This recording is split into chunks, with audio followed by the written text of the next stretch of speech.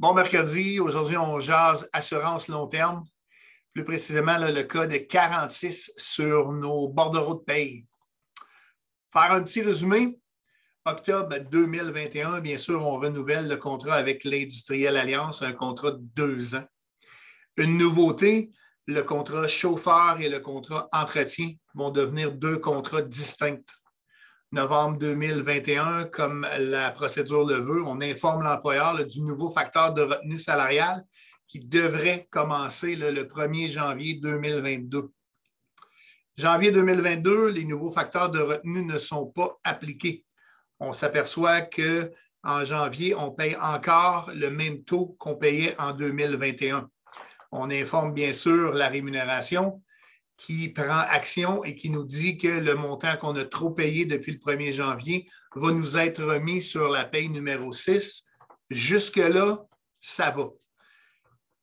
Mars 2022, on retourne ou on revisite plutôt les bordereaux de paye dans le cadre de la préparation du cahier de demande pour la négociation.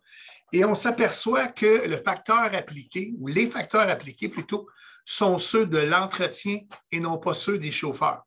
Bien sûr, l'entretien paye un peu moins son assurance long terme que les chauffeurs.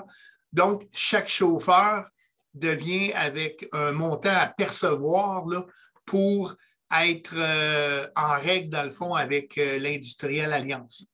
Donc, au lieu de passer par la rémunération pour qu'il fasse une rétroaction sur les salaires des chauffeurs, et on n'était pas trop certain là, pour vous avouer comment est-ce que ça finirait. Donc, on a préféré aller directement passer par notre courtière en assurance, Mme Bouchard, afin d'obtenir un nouveau facteur de retenue salariale qui va tenir compte du montant à percevoir pour chaque chauffeur, qui est un montant environ de 48 à 62 $ et qui va tenir aussi en compte qu'il nous reste 86 payes avant la fin du contrat. Donc, si on regarde le tableau du bas, en 2021, on payait 33,50 pour quelqu'un qui avait le plein salaire. Donc, la première colonne, c'est la colonne des échelons salariales. La deuxième colonne, la prime de base, c'est la prime qu'on aurait dû payer depuis le 1er janvier si les choses avaient été faites en bonne et due forme. La troisième colonne, qui est la colonne la plus importante, c'est la prime réelle. La prime réelle, c'est la prime de base avec l'ajustement du 48 à 62 $, mais sur l'ensemble du contrat, donc sur 86 payes restantes.